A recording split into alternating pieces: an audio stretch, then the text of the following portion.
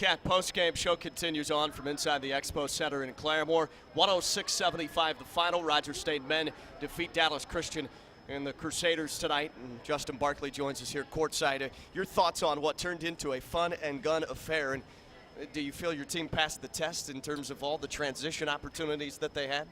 Yeah, I thought we did a better job the second half. Shot it so well in the first 20 minutes.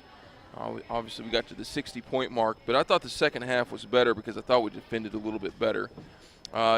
Take away the first 3 minutes, and I thought our last 17 was a little bit more like what we were trying to do on the defensive end.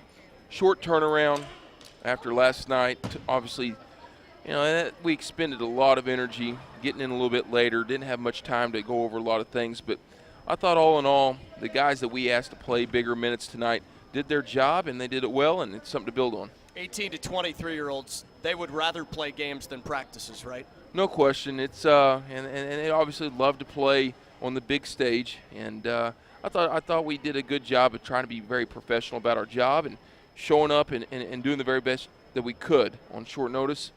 There's a reason why you always hear about in the NBA teams on back-to-backs. If you're playing that second leg, it's always tougher. But I thought we responded and kind of stayed to the game plan to the best of our ability, at least for a few minutes. Tavian Davis goes for a career-high 17 points. His first double-figure game in a Hillcat uniform, and the true freshman from Muskogee. This kind of style, does it not fully suit his play, that up-tempo pace? No, he's got a high ceiling. We think that each and every day in practice, how he's very vocal. He just reeks of leadership, has a great feel, energy as soon as he presents when he walks in a huddle or on the floor. And I think that's starting to spread within some of our team, even as a freshman. So we're excited about what he's doing during his freshman year. We think his role is going to continue to grow.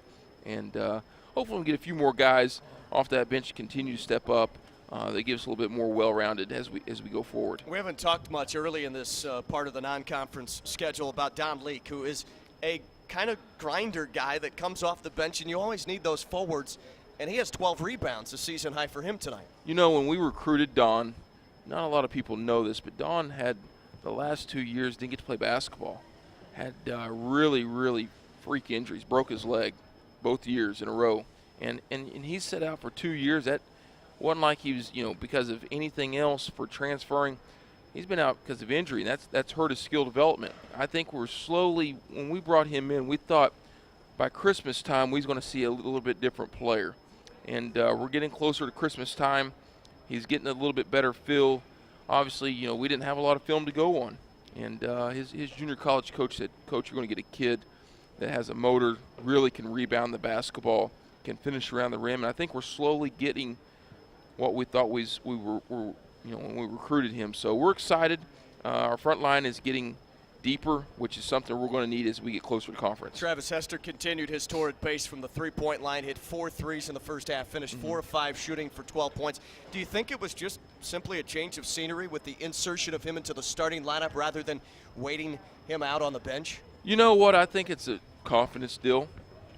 He understands me probably as a head coach a little bit better as a year older. Now, what I've liked probably in the last week and a half, he's shown the ability actually to score also inside the three-point line. We understand that, scouting reports get a little bit more in depth. They're going to key on him. That should open up the lanes for a few other guys. He's really stretching it.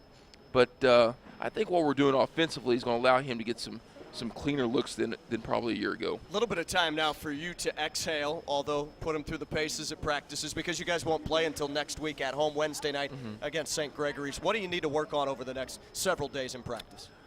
First of all, probably get healthy. I think we just got some bumps and bruises, and I think we need to just kind of recharge the battery as we try to close out the first semester.